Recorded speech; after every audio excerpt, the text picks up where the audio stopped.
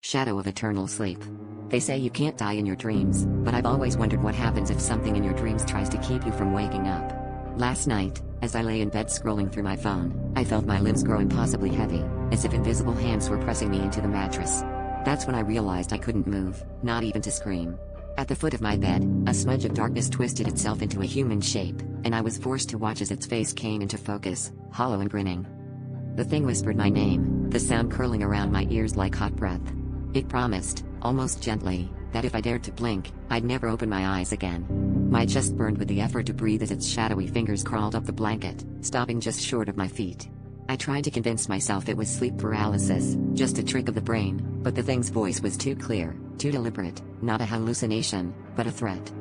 I focused on the ticking clock on my nightstand, counting each second and fighting the urge to blink.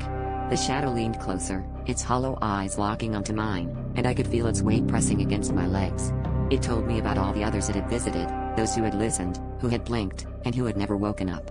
The room felt colder, the air thick with the promise of something final. As the first hint of dawn crept through my curtains, the shadow recoiled, dissolving into the dimness. My muscles loosened, and I gasped for air, blinking hard against the morning light. I thought I was safe until I noticed the faint imprint of handprints bruised into my ankles. Now, every time I close my eyes, I feel that heaviness return, and I know it's only a matter of time before the shadow offers its promise again. Only next time, I might not have the strength to keep my eyes open.